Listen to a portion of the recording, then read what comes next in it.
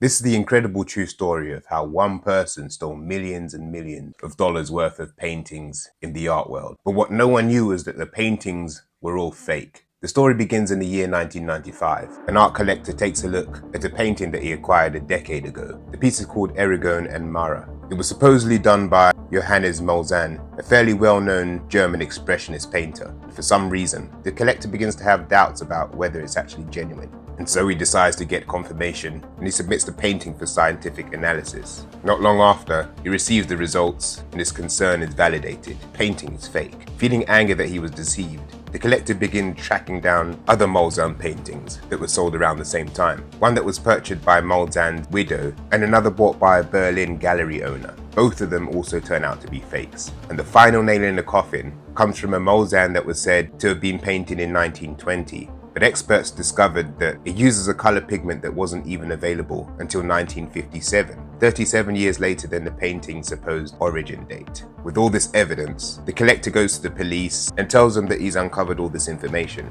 An official investigation begins in order to find out whoever is forging these paintings, and this investigation seems to make quick progress, as police discovered that all these fake paintings were sold by one single art dealer from Berlin. So naturally, police question him to find out his source. The art dealer then tries to point them to the next link in the chain, the person he bought the fake paintings from. But despite their best efforts, the police are unable to find this source. And even if they could, it wouldn't matter, as they discovered that the statute of limitations has run out on this crime. Too many years had passed, and whoever forged these paintings just got away. But what the police don't know is that these fake paintings only represented the very tip of the iceberg. In fact, they were hot on the trail of uncovering one of the largest art fraud scandals in modern history. And the man at the center of it all has just slipped through their fingers.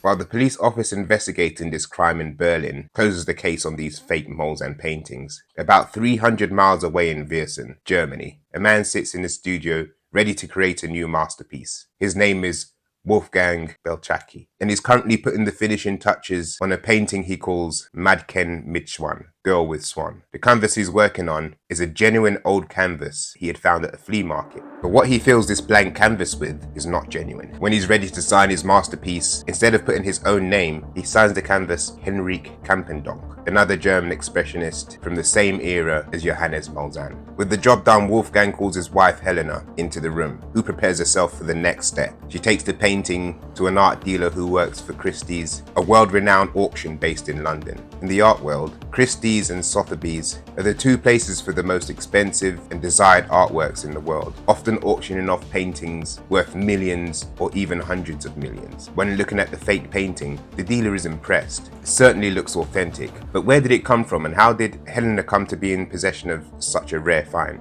Helena then makes up her story. She claims that the painting originates from a man called Alfred Fleckheim, an art dealer who lived through the Second World War. Alfred Fleckheim is not made up. He was in fact a real person, but Helena had no connection with him. After the Nazis rose to power in Germany, they began confiscating art which they deemed degenerate. They were particularly focused on modern art, as it represented something the Nazis didn't want. It was known to break conventional rules and challenge traditions, and the Nazis especially cracked down on Jewish artists and collectors. Alfred Fleckheim was a prominent art dealer, and Fleckheim was Jewish, so the Nazis seized several galleries he owned and took away his art collection. Fleckheim eventually had to flee from Germany, and it's unknown just how many paintings from his collection were lost or destroyed. This part about Alfred Fleckheim is all true and well documented in history. But now, the lies begin. Because according to Helena, before all of his galleries could be seized, Fleckheim stashed many paintings with her grandfather, Werner Jaeger, who was able to hide the collection from the plundering Nazis. And now, many decades later, her grandfather has passed his collection down to Helena and her sister Jeanette. The Christie's dealer is fascinated with the tale, and he eagerly buys her painting Girl with Swan for £67,000, or around $100,000 US. And once the painting is up for auction, an expert, her name is Andrea Firminek, authenticates that the painting is real, giving credibility not just to this one piece, but to the whole collection of Helena's grandfather. The newly discovered paintings get the name the Jaeger collection, and if Wolfgang and Helena happen to sell more of these paintings, they can make an astonishing amount of money. The story was great. Works of art believed to be destroyed by the Nazis, now discovered in a safe place. The believable background story was one part of Wolfgang and Helena's success. The other was that Wolfgang came up with a clever approach for creating his forgeries. In the art world, there are lots of famous paintings that went missing, but rather than creating famous lost works, Wolfgang paints entirely new pieces of art, paintings that never even existed in the first place, and he passes them off as never-before-seen masterpieces. Wolfgang also avoids artists that would attract the absolute highest scrutiny, such as Picasso or Van Gogh, and chooses instead to create paintings from artists with massive catalogues such as Heinrich Campendonck and Max Ernst. In the past, Wolfgang had mostly sold his paintings to flea markets and small-time art dealers, with some help from a friend, Otto Schult-Kellinghaus. But now, with his Jaeger collection being accepted as genuine by the art establishment, an entirely new world has seemingly opened up. But just before he can start forging more, the past is threatening to catch up with him. Wolfgang hears about the police investigation related to his fake Molzan paintings. And as mentioned before, police almost had made a connection to him. Immediately, Wolfgang and Helena pack as much as they can into a motorhome, and they move their family from Germany to southern France. Though the timing of their disappearance is suspicious, the two to this day heavily deny any allegation that they were on the run. Rather, they insist their daughter was chronically ill and needed a change of environment. Once settled in France, though, Wolfgang isn't finished supplying the art world with his paintings. Anytime he finishes a new one, either his wife Helena, his sister Jeanette, or Wolfgang's friend Otto will take the painting to various auction houses. There, they face little questions about the authenticity of the artworks, likely because art experts have now verified many of the previous forgeries. Andrea Feminek has included several of Wolfgang's paintings in her Campendonck catalogue, and Werner Spies, a leading expert on Max Ernst, has also verified 7 forgeries as well. The Jaeger collection becomes accepted in the world of art, and with the backing of experts, Wolfgang and his wife go on to begin amassing a fortune as the price of their paintings keep rising. One of his fake Campendonck paintings sells to actor Steve Martin for $860,000, and a forged Max Ernst painting sells to a French magazine publisher for a staggering $7 million. The Beltracchis had put together a well-working system for creating the artworks, marketing them to the art world, and ultimately selling them. As for the Beltracchis, despite the background story, some questions continue to pop up regarding the mysterious Jaeger collection. Some buyers begin asking for documentation that could support the history of the collection, or they want to see some sort of proof of Werner Jaeger's ties to Alfred Flechtstein. Everyone wanted to believe the story, but some piece of hard evidence would seal the deal. And so, Wolfgang and Helena come up with a simple solution. Wolfgang prints out copies of several of his paintings that have already been sold, and next he frames them on the wall in his kitchen. Then Helena dresses herself in the clothes of her grandmother, Josefina Jaeger, and she poses in front of the paintings, sitting at an old kitchen table. Wolfgang then takes her photograph using a time-authentic camera and making sure it's slightly out of focus to help hide the fact that the woman in the photo is actually Helena.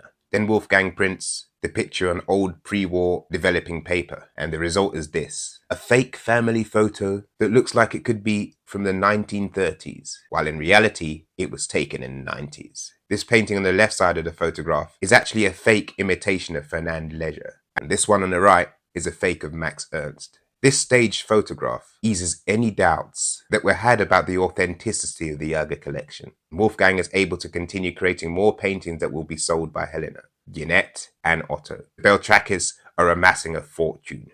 At 80,000, 82,000, 84,000 pounds. That is until 2006, when everything would change. It all starts with another Heinrich Campendonck forgery. As Wolfgang is putting the finishing touches on his piece he calls Red Picture with Horses. This time the title of the painting is real, but the actual painting itself has been lost to time. After finishing his rendition of what he thinks the painting would look like, it's time to pass it off. This time, Jeanette will be the one taking the painting to a prestigious art gallery, and Red Picture with Horses proves to be a hit. A Maltese company, Trasteco, has placed a winning bid on the painting, and they pay over $3 million for their prize. So far, nothing seems out of the ordinary, at least until the company asks for a certificate of authenticity, which of course doesn't exist. Since the auction house can't provide a certificate, Trasteco decides to have their own analysis, and they're put in touch with Andrea Feminek, the same Campendonk expert who had previously been fooled by Wolfgang's forgeries. But this time, with so much money on the line, Firmenich decides to take extra measures to make sure the painting is genuine. She begins with the closest she has to a certificate of authenticity, a label, fixed to the back of the painting that claims it's from the Alfred Flechtime collection. There's a small label, and it has the artist Heinrich Campendonk's signature, with a sketched photo of Flechtime beneath, acting as his seal for collection. Firmenich then reaches out to Ralph Jenks, an expert on the life of Alfred Flechtime, to help in determining if this label is actually real. As soon as Jenks sees the label, he can't help but feel bewildered that anyone would ever take it to be genuine. He has seen the real Flechtime labels, and the silly caricature on this one was an instant giveaway that it wasn't real. He's convinced and lets Firmenich know that the label is a forgery. Now that she knows that she's on the trail of exposing Red Picture with Horses as a fake, Firmenich decides to send the actual painting to scientific analysis, and the results are equally damning as history repeats itself. When the German police investigated the fake molds and paintings in the 90s, they found out that a color pigment had been used that simply wasn't available when it was supposedly created. And this time in 2006, again, scientific analysis reveals that this painting contains a special pigment, titanium white, which didn't exist when the painting was supposedly done. And so in the coming years, the house of cards begins to fall. Firmenich takes her findings back to Chasteco, the company that purchased the painting, and almost immediately, a civil trial begins to recover the $3 million from the auction house. At the same time, Ralph Jenks begins scouring the art world to uncover more paintings marked with the same label on the back. And in just 2 weeks, he comes up with 15 paintings, all supposedly from the Jager collection, bearing the fake Flechtime label. And with more scrutiny, the story Helena once gave also begins to fall apart. Turns out that Werner Jager was just a teenager when the Flechttime's gallery was seized. To make the story even more implausible, Jager grew up to join the Nazi party, making it incredibly unlikely he would have befriended a Jewish man like Flechtime. With the evidence stacking up of a major fraud scandal, Ralph Jenks takes his findings to the German police, and a criminal case is opened. Through investigation, police find out that the auction house had acquired Red Picture with Horses through Jeanette.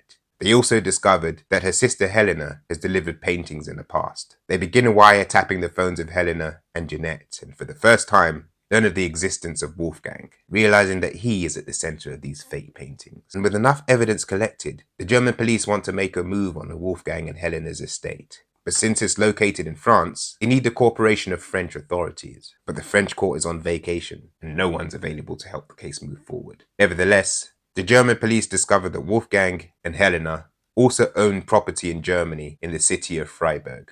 They find a large modern villa spanning over several floors on a hill. But not soon after, Wolfgang and Helena venture on a trip to this home. With weapons drawn, police stop their car and order them out into the rain. Wolfgang and Helena are arrested, and the children are left behind with no idea what's going on. Police also arrest Helena's sister Jeanette, as well as Otto, the other friend helping the operation. And though the evidence seemed to stack up against Wolfgang and his cohorts, there was one major problem. The courts couldn't prove, without a doubt, that Wolfgang was the one who was actually creating the fake paintings. And rather than risking the case to trial, both sides decided to come to a plea agreement. All four accused pled guilty to charges of fraud for 14 forged paintings. But the real number of paintings faked is believed to be way higher, as it's likely that there's hundreds more still out there that had not yet been discovered. Wolfgang is sentenced to 6 years in prison. Helena and Otto are given 4 years each, and Jeanette is given a suspended sentence. They're all allowed to serve their sentences in an open prison, meaning they can still work during the day, 5 days a week, and return to prison every night. After serving his sentence and being released early on parole,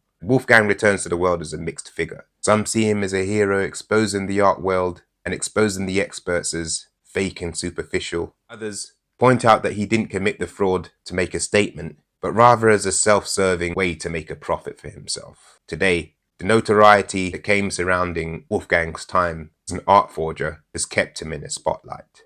And all the press coverage made him a successful artist in his own right. Wolfgang still paints, and now Wolfgang signs his paintings under his own name, and he seems to be enjoying his newfound fame. An actor. He was a brilliant actor in that he could impersonate an artist and then do the painting. Do you feel like you are inhabiting the artist? Yeah, that's the best you can reach, huh? Reach. is to feel like the artist. And he pulled it off, fooling the world's top art connoisseurs, experts, galleries, museums. Let's be perfectly clear about this. Yeah. You made it into the masterpieces of the 20th century. That's my painting, yeah. And the book is the masterpieces of the 20th century. Yeah, sure, yeah. You must be very proud of that. Yeah, it's a nice painting. Did you get the sense that Beltracchi has any guilt about what he did? Not a shred. Guilt? No. Did you ever think that you were doing something wrong? Yeah, sure, yeah, sure. I know it was wrong. I'm not stupid, eh? But did it make you feel bad? No. It was business, you know. Wolfgang's life has all the pieces you'd expect from a great story. Person with a rare talent, partner who stood by his side through everything, the two of them plotting one of the biggest art world hoaxes in modern history. It's a love story, a crime story, story about exposing the art world and getting away for it for years. And even when they were finally caught, the ending wasn't some big downfall. They did their time, but today they live in comfort, painting what they want without having to hide anything. But if you're looking for the arc of personal growth, the kind that turns a trickster into something more, you're not going to find it here. Because it's impossible to say, did Wolfgang expose the greed of the art world? Or did he simply take advantage of it to satisfy his own greed? Thanks for watching another episode. If you're still here, don't forget to like and subscribe. Stay well, stay safe, and I'll catch you in the next one.